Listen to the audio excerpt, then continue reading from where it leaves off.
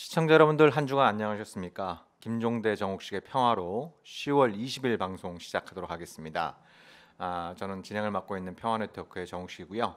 오늘도 변함없이 김종대 연세대 겸임 교수님. 입에 잘 안 붙어요.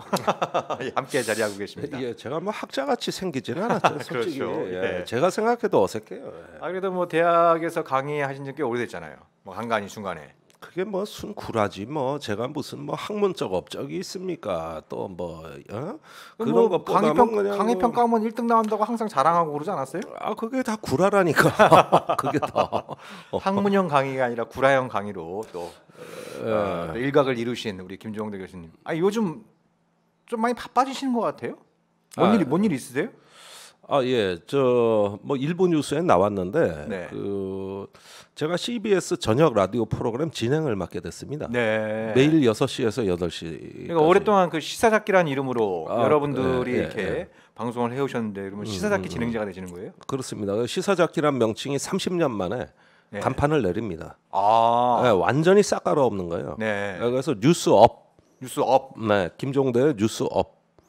그러면 우리 김종대 교수께서 진행하는 방송을 들으면 뉴스가 다루는 주제가 좀 더 화제가 될 수 있다. 그렇죠. 이런 취지를 그러니까 품고 있는 건가요? 우리나라 언론을 보면은 굉장히 템포가 빠릅니다. 그렇죠. 특히 요즘 아침, 점심, 저녁 방송들 보십시오.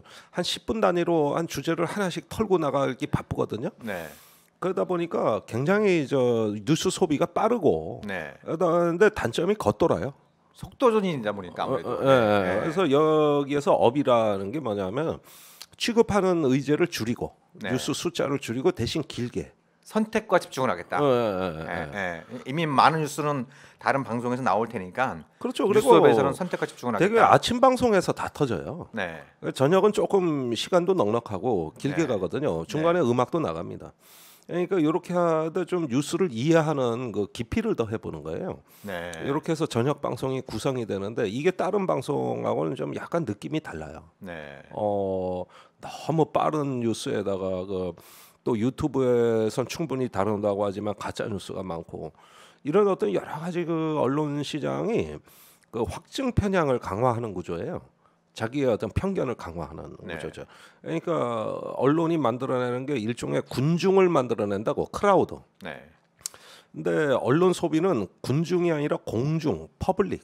그러니까 판단이 없는 상태에서 이 뉴스의 본질이 뭐지, 뭐가 진실이지 이런 거를 보고 꼼꼼히 따져보고 판단하는 그 소비자. 네. 이게 공중입니다. 네. 그런데 우리나라는 미리 입장을 결정해 놓고 나한테 맞냐 안 맞냐를 이렇게 아무래도 이제 뭐 판단하는. SNS다 진영 윤리다 이런 것들이 좀 강해지다 보니까 그런 경향들이 있는데 그렇죠. 그걸 뛰어넘는 공중을 위한 그러니까 공중을 위한 이런 그렇죠. 방송을 예, 진행하는 예. 거죠. 그러니까 퍼블릭이냐 크라우드냐 그러는데 이게 굉장히 논쟁입니다. 우리 내부에서도 논쟁인 게 사실 시청률 올리는 데는 크라우드가 제일 좋아요. 그렇죠. 뭐 확실한 이제 네. 진영률이 딱 한쪽 편에 서가지고 자기 팬덤 다른 한쪽을 만들기. 열라 조지는 뭐 네, 이런 네. 게 아무래도 좀 팬심에 호소할 수 있는 방법인데. 그게 돈도 되고 네.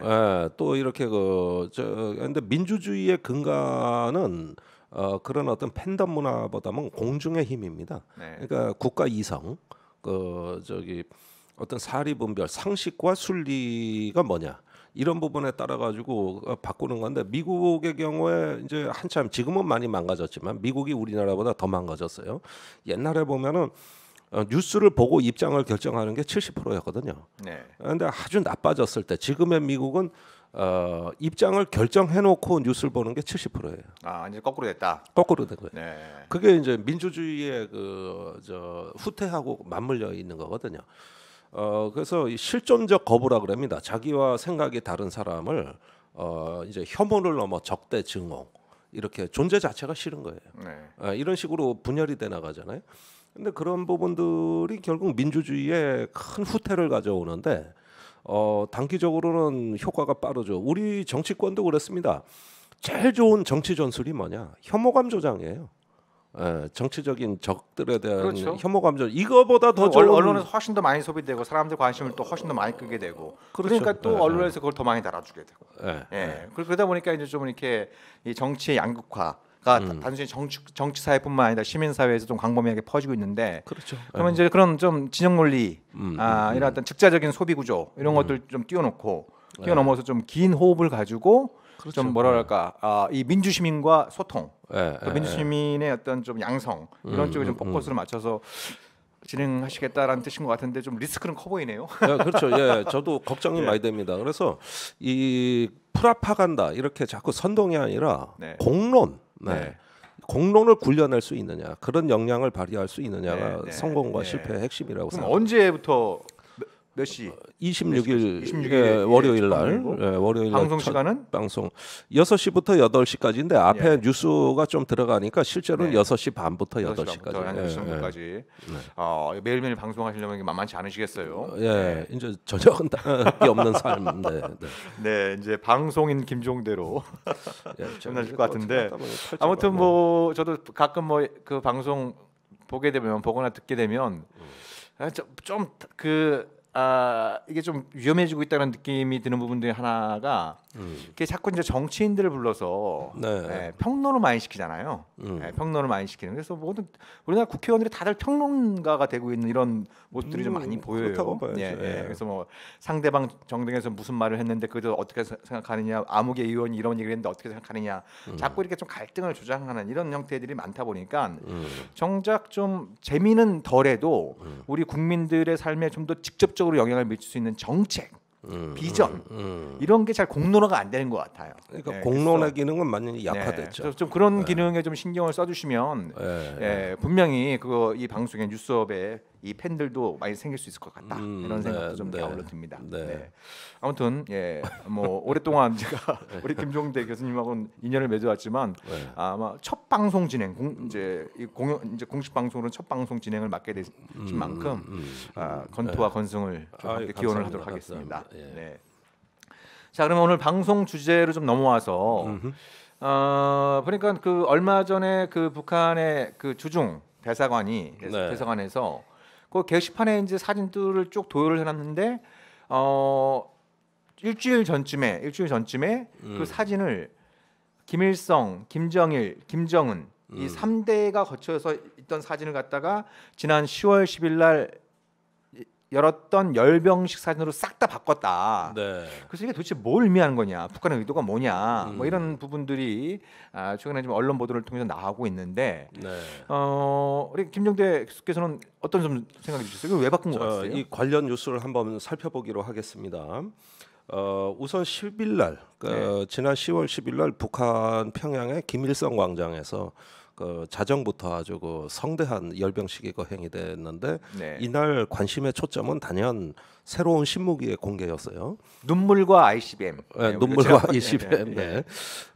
그 여러 가지 ICBM 외에도 다양한 무기들이 공개됐지만 압권은 단연 새로운 ICBM. 마지막 처음 보는 괴물이라고도 표현했던 이것이었죠. 그 다음에 5일 뒤에 그 북한이 유엔 총회에서 그 북한 대표단 단장이 유엔 총회 사위위원회 회의에 참석해가지고 평화적 우주 개발을 강조했습니다. 우주의 평화적 이용.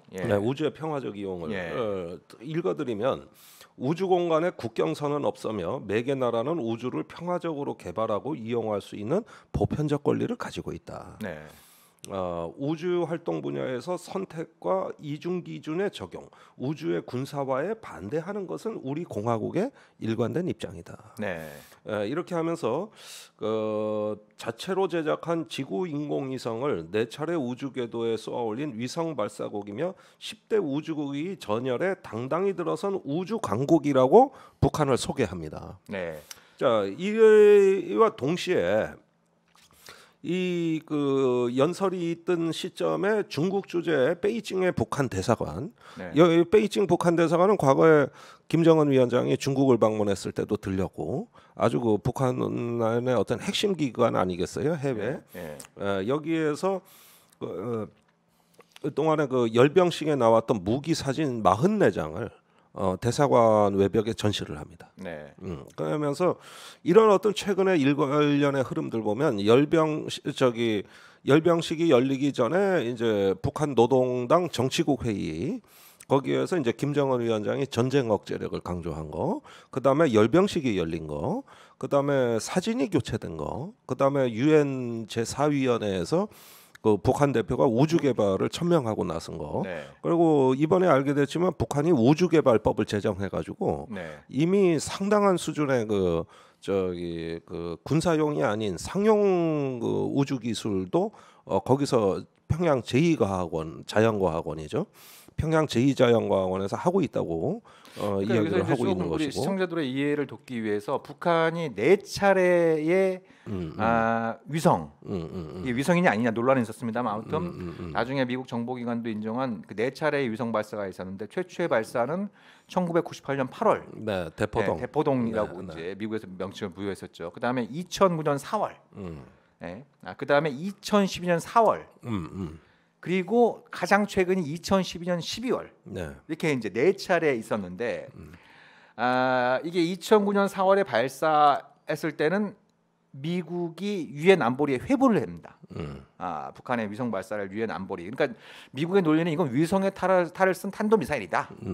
뭐 이렇게 이제 규정을 하면서 유엔 안보리에 회부를 하면서 그래서 이제 그 다음부터 유엔 안보리에서 사실상 북한의 위성 발사도 금지하는 내용이 들어가게 되는 것이죠. 네. 그래서 이제 그 북한 대표가 얘기했다라고 하는 그 이중 잣대에 네. 대해서 결연히 반대한다라고 하는 게 아니 유엔 회원국이면은 우주의 평화적 이용 권리를 다 갖고 있는데 왜 우리만 못하게 하느냐? 그건 이중 잣대다. 네. 그래서 이제 그거에 대해서 이제 좀 비판적인 얘기를 한 것이죠. 네. 예. 그래서 관건은 북한이 이걸 뭔가 예고하고 있는 것이냐, 아니면 기본적인 원칙을 뭐 재차 강조한 것이냐. 이제 이것이 이제 좀 초미의 관심을 끄는 부분인 것 같아요. 아니 그런데 지금 이제 이렇게 이야기하고 열병식도 나오고 그러니까 이 군사와 민간 비군사용 우주 개발까지 동시에 다 얘기하는 거예요. 지금 네, 북한은 네. 그걸 두 개 다 보여주고 있는 거 아니겠습니까? 그런데 여차하면은 그 군사적인 어떤 그 용도라고 하고 안보리 제재가 들어오면은 평화적 목적으로도 할 수 있는 거다. 네. 굳이 ICBM이 아니더라도 이런 어떤 길을 열어놓음으로써 사실상 우주 강국이라는 거는 이제 민간과 군사를 다 포괄하는 거기 때문에 이런 거로 나가겠다는 의사 표시라고 봅니다. 그리고 북한이 이제 9번째 로켓 발사국입니다. 그렇죠. 전 세계에서. 네. 한국도 들어가 있어요. 우리는 우리 스스로 한 게 아니라 러시아 기술로 네, 어쨌든 네. 발사는 한 네. 겁니다. 그래서 남북한이 다 로켓 발사국에 들어가 있습니다. 근데 북한은 스스로 힘으로 한 거고 이렇게 해서 9번째 로켓 발사국인데 그거를 수행하는 아주 그 대규모의 과학자 집단이 평양에 있는 제2자연과학원이거든요. 네. 그래가지고 이런 어떤 인프라가 다 갖춰져 있고 이게 북한의 미래 성장 동력이 될 수도 있어요. 그러니까 이런 것들을 단순히 어떤 그 비핵화 평화의 협상 때문에 희생시킬 수는 또 없는 거 아니냐.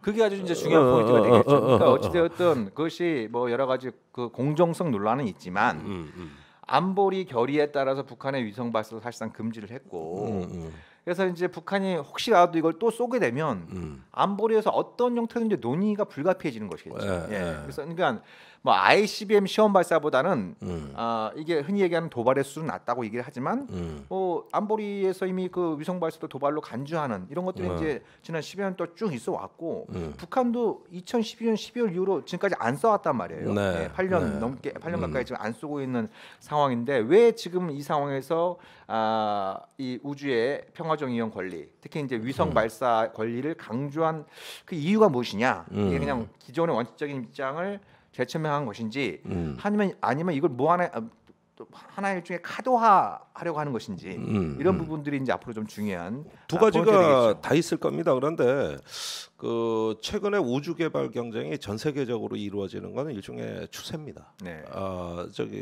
작년에 트럼프가 우리 깜짝 놀라게 한 게 우주군 창설을 하겠다. 스타워즈 해가지고 이제 스타워즈 시대로 예. 본격적으로 개발. 육군, 해군, 공군, 해병대와 별도의 독립군으로 네, 네. 그 우주 개발 네. 우주군이 창설이 됐고 그 펜스 부통령이 우주개발위원회, 국가우주개발위원회 위원장을 맡아가지고 네.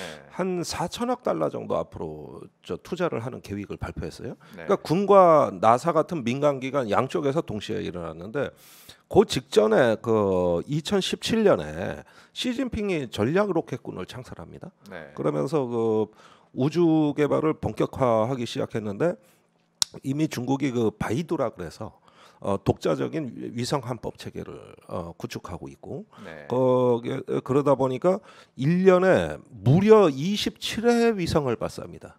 2.7회가 아닙니다. 네. 2.7회도 많은 건데 중국이 27회 그 우주에 위성 네. 발사라고 그 중에 절반이 군사용입니다.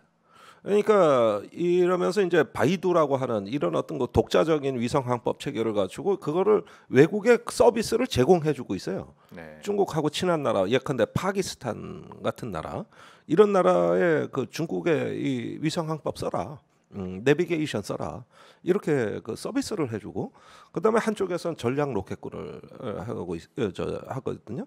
근데 비슷한 시기에 그 북한도 전략 로켓 사령부가 창설이 되죠. 네. 이걸 나중에 전략군 사령부로 개칭을 해가지고 이 사령부가 평양에 있어요. 그 중국과 거의 유사한 그 조치를 하면서 우주 과학 자체를 성장 동력으로 삼겠다.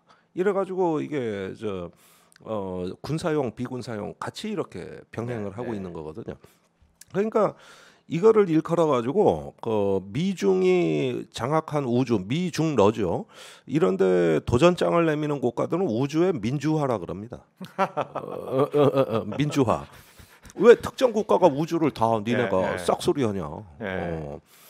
지금 그 지구 궤도에 한 18,000개 위성이 돌아다녀요. 어마어마하네요. 근데 이제 중국 같은 경우는 우주 환경 사업까지 손을 뻗치고 있습니다. 고장난 위성 수거하기, 그다음에 파편 제거하기, 우주 청소, 환경 미화원까지 이제 우주에 한다는 건데 이때 중국이 도전할 때 논리가 우주의 민주화였습니다. 왜 미러가 다 싹쓸이하냐? 우리도 있다. 그리고 누구나 우주에 갈 수 있다. 이러면서 평화적으로 우린 갈 거다. 뭐 이렇게 하면서 가는데 그 이야기를 지금 북한이 똑같이 하고 있어요. 똑같이. 중국이 그 막 도전장을 내밀 때 그리고 똑같이 전략 로켓군 사령부를 창설하고 있고. 그게 이제 뭐 국가 핵무력 건설 그 경로하고 같이 맞물려 있는 이제 이런 부분으로 보여지는데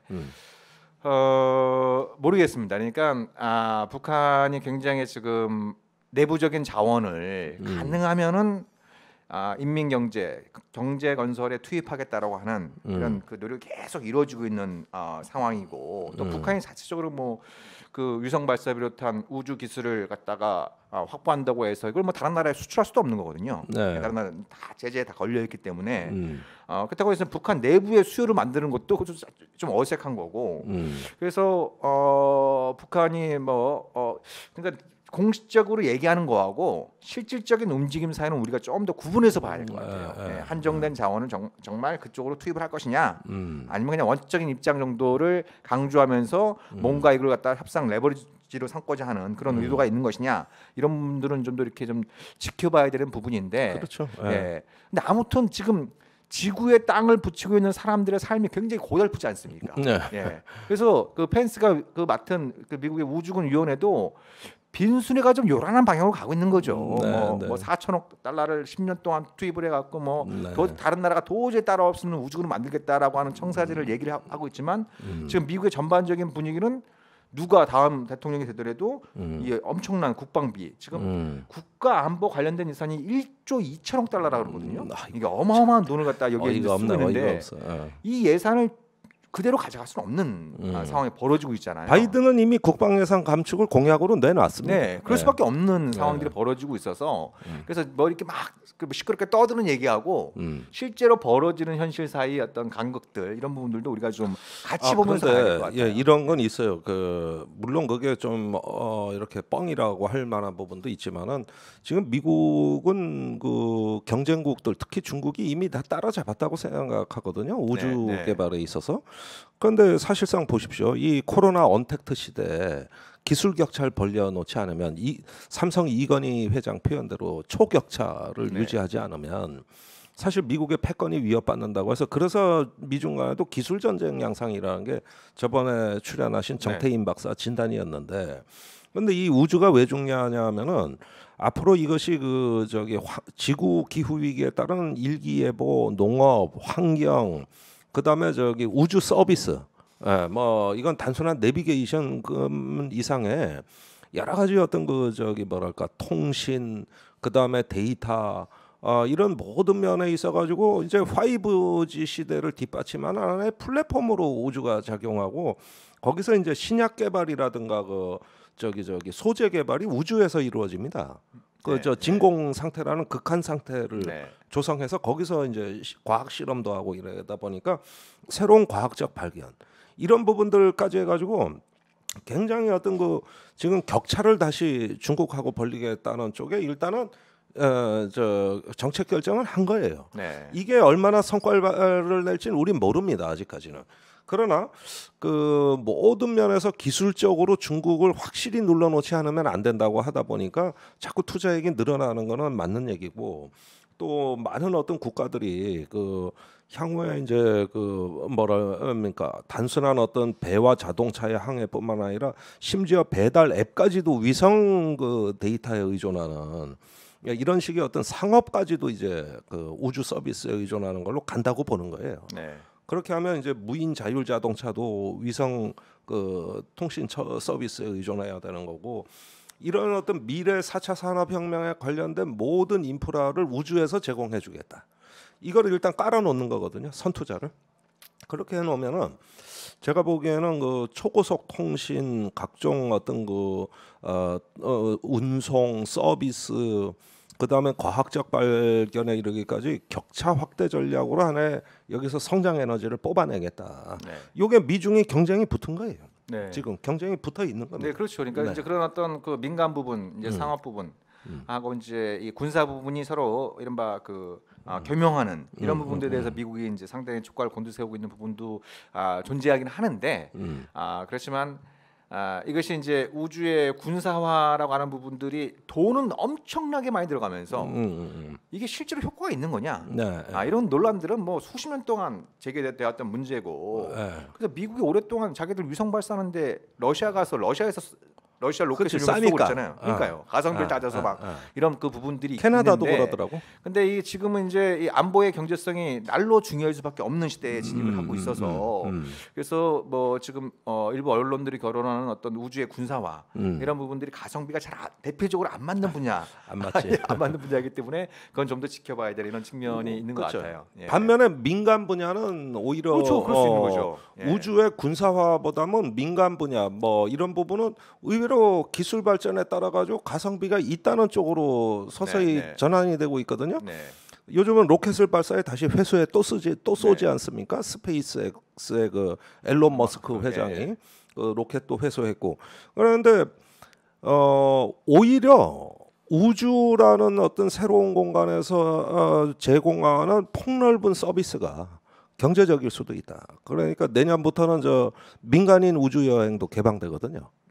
돈을 내면 지구궤도에 5일을 여행하는 거예요. 그러니까 꿈 같은 얘기가 이제 현실로 뭐 다가오는 측면이 있을 텐데. 그러니까 과거에는 비경제적이었는데 기술이 발전한 다음엔 어떠냐는 거죠. 군사 분야는 여전히 실효성이 없어요. 그러나 그 민간 분야가 서서히 약진하면서 최근에 우주 자산의 절반이 이제 민간 자산에 해당됩니다. 그리고 미국 정부만 뭐 4천억 달러 쏟아붓는다는 얘기가 아니에요. 민간 투자를 받겠다는 거거든요. 근데 투자 기업이 나오고 있다고. 그리고 자기들 자본으로. 그래서 심지어 나사 미 항공우주개발국에서 그 스페이스X에 저 돈을 주고 대신 로켓을 발사하는 걸 의뢰하기 시작하는. 민간이 정부 로켓 발사를 수주하는. 이 현상이 이미 나타났다는 것이죠. 그런 만큼 저기 하나의 경쟁이 치열하게 시작된 건 맞다. 그리고 가소성도 높아진다. 그리고 북한 같은 경우는 이제 저도 북한에 갔을 때 의외로 이 사람들이 뭐 5G니 뭐 빅데이터니 이런 얘기하는 거 보고 저 굉장히 놀랐는데, 자꾸 이런 쪽으로 그동안 군사용 목적으로 확보한 과학기술 집단을 미래에는 민간용으로 전환해서 쓸 수가 있는 거죠. 그런 양수 겸장이 우주 개발이 되는 거거든요. 그러니까 중국이 보면 이른바 이제 4차 그 산업혁명 시기에 보면 그 뭐 기술 제조 요즘 그런 표현 안 씁니다만 기술 그 제조 2050 네. 2025 2025. 예. 이런 얘기를 할 때 그게 이제 세 가지 효과를 누리는 거잖아요. 하나는 경제 논리가 있는 거고 안보 논리가 있는 거고 또 하나는 이제 통치 논리가 있는 거죠. 그러니까 그 4차 산업혁명 기술에 입각해 갖고 이 뭐 중국이 이제 지금 그 코로나에서 가장 빨리 졸업하고 있는 국가가 되고 있는 핵심적인 이유 중에 하나가 이 스마트폰에 기반을 둔 이 감시 체제, 그렇죠? 이런 것들이 굉장히 막 그 실시간으로 이루어지고 이런 부분들이 있으니까 권위주의적인 통치 방식을 또 효율화할 수 있는 이런 일석삼조의 효과가 있으니까 여기에 굉장히 많은 지금 자원을 투입을 하고 있는데 북한도 비슷한 관심을 가질 법하겠죠. 맞습니다. 북한도 예. 예, 경제 논리, 안보 논리, 그다음에 통치 논리 이런 걸 갖다가 종합적으로 볼 때는 북한도 이쪽에 이제 관심을 가지고 굉장히 많은 인력과 자원을 투입을 하고 있는 이런 그 상황에 있는데 아무튼 우리가 이제 일부 방송을 좀 마무리할 것 같은데 이제 전반적으로 이제 김정은 집권 이후 이제 내년이면 벌써 만 10년째가 되는 그렇죠. 이렇게 되는데 그 2012년 4월달 열병식 때 더 이상 인민들이 허리띠를 졸라매게 하지 않겠다라는 어떤 그 발언도 굉장히 좀 화제를 낳았습니다만 이번에 열병식 때는 그만큼 하지 못했다. 뭐 자책하면서 좀 뭐 고맙다 그러고 눈물이 눈물을 나오고. 흘리는 이런 어떤 그 모습을 보였던 것이 일정 정도의 실패를 본인도 자인을 하고 있는 이런 어떤 부분들이 그 존재하는 것이고 다른 한편은 우리가 전반부에 좀 다뤘던 것처럼 핵무력을 중심으로 한 새로운 전략 무기를 굉장히 과시하는 이런 모습이 좀 같이 나타나고 있잖아요. 네. 그래서 이것이 뭐 김정은이 다시 이제 병진 노선으로 돌아가는 것이 아니냐 이런 진단들도 좀 있어요. 예. 그러니까 병진 노선이 경제 건설과 핵무력 건설 병진 노선. 2013년 4월달에 공식화한 그런 그 노선이었다가 2018년 4월달 노동당 그 이제 전원회의를 통해서 새로운 전략 노선, 즉 경제 건설에 총력을 집중하겠다라고 하는 새로운 전략 노선으로 전환을 했는데 이게 뭐 북미 대화가 잘 안 되면서 다시 이제 병진 노선으로 회귀하려고 하는 조짐을 보이지 않느냐 이런 얘기들이 있어요. 글쎄 저번에 정태인 박사하고 방송할 때도 그 얘기가 나왔었어요. 근데 저는 병진보다는 융합 노선이라고 봅니다. 융합. 예. 그러니까 자 핵과 경제는 따로 병진하는 것이 아니고 이렇게 우주 개발이라는 이런 담론이 나오면은 이게 바로 경제다. 우주 개발 이 로켓 기술이 이게 자체가 경제다. 그러니까 병진이 아니라 같은 거다. 이게 이제 그 융합 노선 아니냐 이런 것이죠. 그러니까 지금 북한이 당분간 전략 로켓을 발사할 가능성은 없어 보여요. 아직은 국제 정세에 이 돌아가는 여러 미국 대선을 비롯한 변수들을 관찰하고 관망하고 있는 것 같지만. 그렇지만 과학자들은 놀고 있을 수가 없고 기술은 또 하나의 이게 생물체 같아가지고 이 과학 기술이라는 건 자체적으로 진화를 해버립니다 이게. 거기에다가 그 도전적이고 창의적인 정신을 잔뜩 고취시켜서 하나의 그 국가의 상징으로 만들어 버렸어요. 그도 그럴 것이 왜 그 열병식 때 단상에 옆에 서 있던 사람이 최근에 원수 칭호를 받은 리병철 노동당 부위원장입니다. 이 양반이 그 이 전략 로켓을 개발한 책임자거든요. 그 다음에 그 옆엔 총참모부장 박정천이 서 있고 둘 다 원수. 이 두 사람이 쾌속 승진이 올해 초부터 보여진 일입니다. 차수로 승진했다는 뉴스가 나온 게 5월이고 지금 원수로 승진한 게 10월인데 원수급이면 이제 위에 대원수 하나밖에 없어요. 과거에 김일성이 이제 대원수 아니었습니까? 그거 하나밖에 없다. 그러니까 그 툭하면 과학자들 찾아가서 업어주고 평양에 과학자 거리 조성하고 이렇게 했던 거는 그게 순순히 뭐 군사용이었기 때문에 그렇게 했겠습니까? 이 자체다 이게 생존술이고 그러면은 이제는 병진이 아니라 융합 아니냐 그러면서 우리는 세계를 향해 도발할 어떤 의도도 없다. 그러나 우리도 먹고 살아야겠다. 우리도 강국으로 가야 되겠다. 이렇게 하면은 이 우주 강국이라는 용어 속에는 저기 그 뭐 단순히 군사 문제가 아니라 먹고 사는 문제도 다 들어가는 거기 때문에 이렇게 해가지고 이제 하나의 어떤 결이 다른 정책 레토릭이 나오는 거 아니냐 이 얘기예요.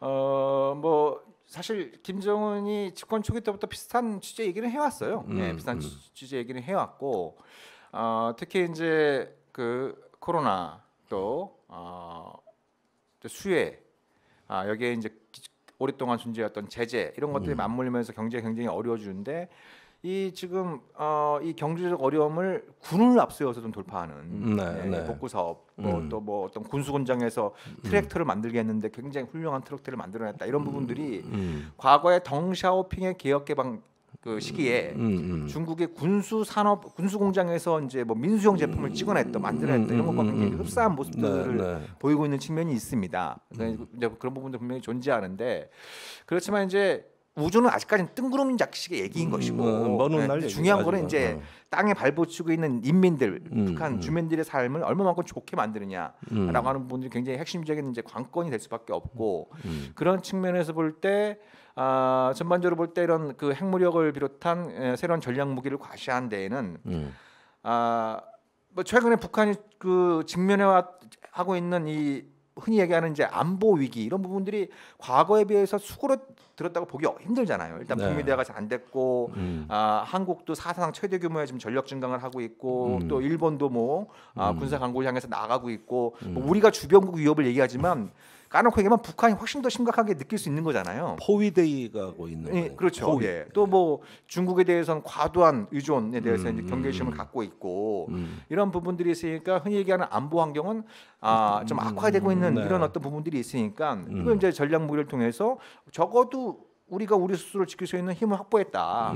이제 이 힘을 믿고 우리는 이제 인민생활과 경제 발전에 온 힘을 쏟아붓자라고 하는 이런 어떤 호소가 깔려 있는 것 같긴 해요. 그렇지만 이것이 과연 제재가 이렇게 강하게 유지되는 상황에서 그렇죠? 그러면 이제 여기는 이제 코로나 앞으로 또 이 기후 변화 때문에 기후 위기 때문에 북한이 여러 가지 또 자연재해를 입게 될 가능성도 더 높아질 가능성이 높은 것이죠.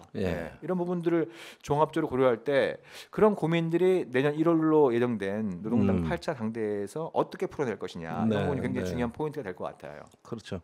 그러니까 사실은 우리도 한때 조금 너무 그 안이하게 생각했던 거 아닌가 반성하게 되는 것은 한반도 비핵화라는 문제가 몇 번의 협상으로 해결될 수 없는 매우 그 중증적인 구조면서도 또 북한으로 하여금 사실상 그동안에 구축해 놓은 모든 어떤 그 성과를 부정하는 걸 강요하는 거기 때문에 생각처럼 간단치 않다는 거 이 부분을 좀 깨달아야 될 것 같습니다. 그게 단순한 어떤 비핵화 담론으로 한반도를 관리할 수 있겠는가 하는데 의문이 좀 들어요. 그것보다는 그러면 포기할 수 없는 나의 생존 어떤 그 자산이 있고 또 우리의 능력, 힘, 아이디어가 있는데 나를 보고 어떤 불구자가 되라고 이런 거 다 포기하고 그런 어떤 그 강요를 북한이 받는다고 한다면은 이걸 섣불리 포기하는 것보다는 평화적인 전환으로 이렇게 이끌어갈 수 있는 다른 경로는 없을까 하는 생각도 좀 해보게 되네요. 그러니까 그게 참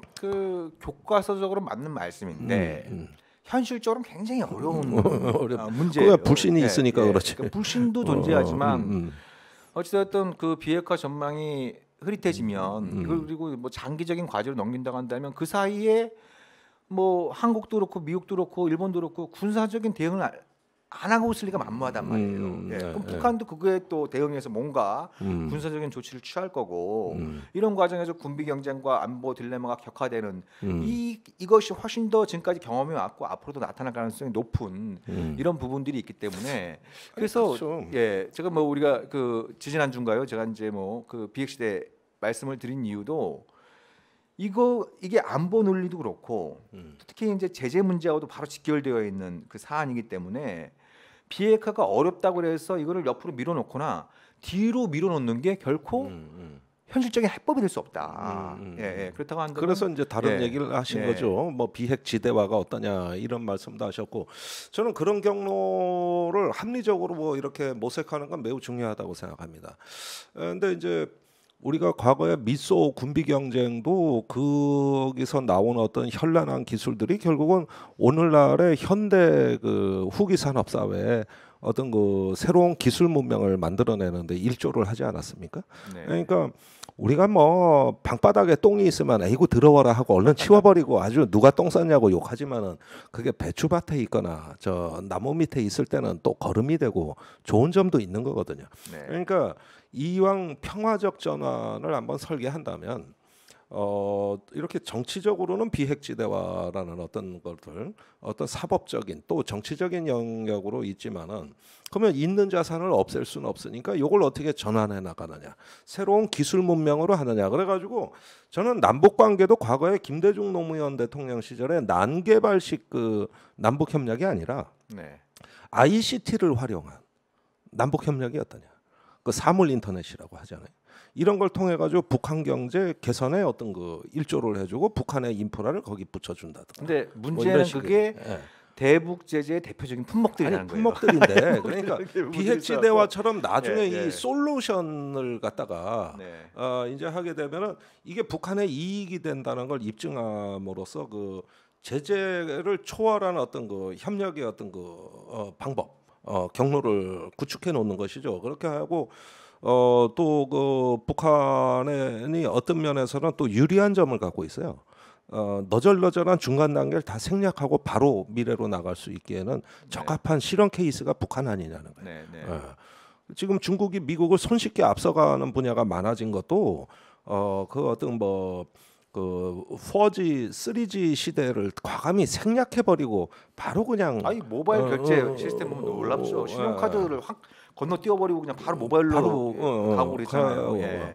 그러니까 이제 그렇게 그렇고. 뭐 도약이 가능한 부분들도 분명히 존재하는데 이것이 현실적으로 뭔가를 좀 찾아내려면 아무리 복잡하고 어렵더라도 이게 그냥 얽히고 설켜서 도저히 풀 수 없는 이 고리데스의 매듭처럼 내버리는 이 핵 문제를 우회해서 갈 수 있는 방법은 존재하지 않는다라는 그렇죠. 걸 우리가 같이 보면서 가야 될 것 같아요. 네, 같이 맞습니다. 보면서. 예, 네. 바로 그 점입니다. 그런데 최근에 방역 같은 건 좋은 명분이 되지 않겠습니까?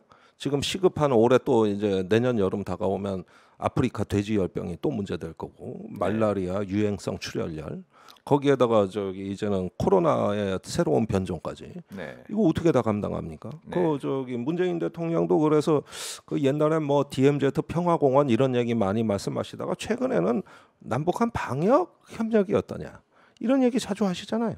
응? 근데 그 냉정한 현실은 그 얘기가 나온 지 뭐 한 8개월 가까이 지났는데 북한이 여기에 대한 묵묵부답이라는 거예요. 묵묵부답이요. 예, 예, 묵묵부답. 봉쇄로 응답한 거죠. 그렇죠. 봉쇄로. 북한은 자기들 철저하게 국가를 봉쇄함으로써 코로나에 대처하겠다. 이걸 이겨내겠다.